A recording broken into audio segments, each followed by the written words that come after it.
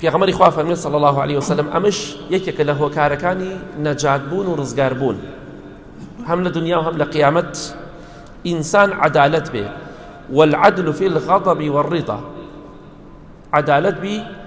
لە کاتێکە کە تووڕەی و لە کاتێکشا کە تۆ تووڕە نیت. ئێستا بەداخەوە خەڵکی ئەمڕۆ براکەی بە چاوی خۆی دەبینێ براکەی لەسەر ناحەقیە لەسەر زوڵم و ستەمە ئەچی دیفاعی لێک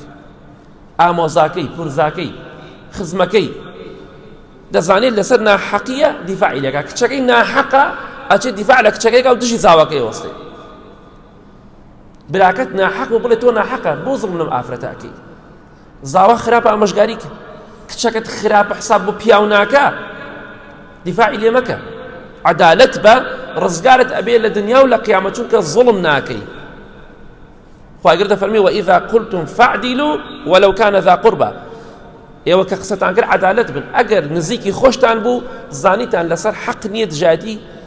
بکەن نەک دیفاعی لێ بکەن بڵێن تۆ ناحەقی تۆ زوڵمە ئەوە تۆ دەیکەی. بەڵام ئەمڕۆ بەداخەوە کوڕەکەی لەسەر حەق بێ لەسەر ناحەق بێ دیفاعی لێکە کچەکەیشی بەهەمان شێوە ئەمە بەڕاستی تاوانە ئەمە تووشی زوڵمە دەکا. بۆیە پێغەمبەری خوا فەرمێ صلی الله عليه وسلم عەدالەتی بە دادپەروەر بە لە کاتێکا کە تووڕەی کە تووڕەبووی زوڵم مەکە چونکە زوڵم بۆ قیامەت تاریکیە و کاتێکیش کە لەسەر خۆی بە هەمان شێوە عەدالەت بە زوڵم مەکە لە خەڵکی بە حەق بڵێ حەق بە ناحەق بڵێ ناحەق بە سوێر بڵێ سوێر بە شیرین بڵێ شیرین بە ترش بڵێ ترش تێکەڵاوی مەکە کودوەتەنی بە کول بڵێ کول بە تیش بڵێ تیش ئەمە عەدالەتیە. کوڕەکەت ناحەقە بڵێ ڕۆڵە گیان تۆ ئەمەی تۆیکی بەرامبەر ژنەکەت ئەمە زوڵمە ئەمە خوا پێی خۆش نییە ئەمە ناحەقیە. کچەکەش بەرامبەر زاواکەت ناحەقی کرد بێڕێزی بەرامبەری کرد تۆ ئەڵێ وەڵام من قبوڵ ناکەم ژن بێڕێزی بەرامبەرم کە ئەی بۆ قبوڵەکەی کچەکەت بێڕێزی بەرامبەر زاواکەت بکە ئەی بۆیان قبوڵەکەی بۆ پیاو نییە. ئینسان عەدالەت بێ عەدالەت کێ حەق بوو لەگەڵ و کەسابە کێ ڕازگۆ بوو دەزانی 180 ئەمەیان حەقە بڵێ کاکە تۆ غەڵەتی با نزیکت بێ با خزمت بێ با کەست بێ ئابەوە دەیبیتەوە ئینشاءڵڵا بەوە ڕزگارتە بێ بەخوا پیا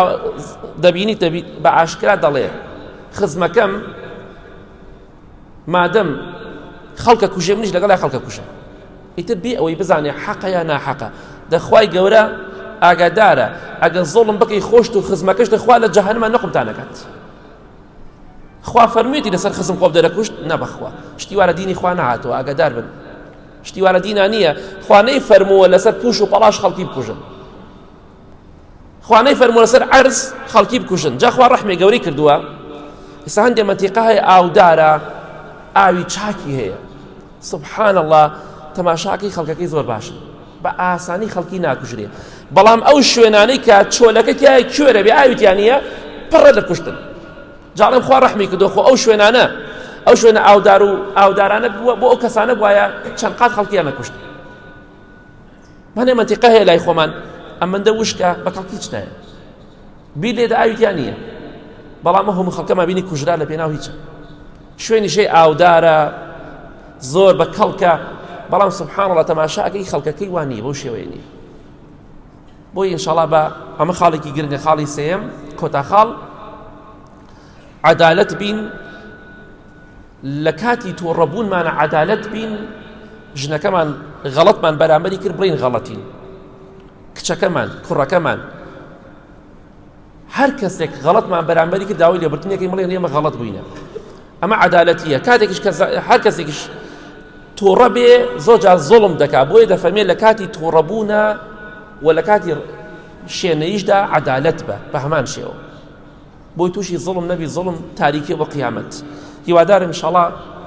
ئەم خاڵانە لە خۆماندا جێبەجێکەین لە کاتی نهێنی و لە کاتی ناو خەڵکی شار تەقوای خوامان نەبێ لە خوا بترسین و لە مەسروفە مام ناوەند بین و پشتیوان بەخوا لە کاتی تووڕەی و لە کاتی ئاسایشدا کە ئاساین عەدالەت و دادپەروەر بین دیفاع لە حەق بکەین هەر کەسێک بێ دژی ناحەق بین هەر کەسێک بێت ئەو ئینشاءڵڵا لە دنیا و قیامەت ڕزگارمان دەبێت سەرکەوتوو دەبین سەرفراز دەبین.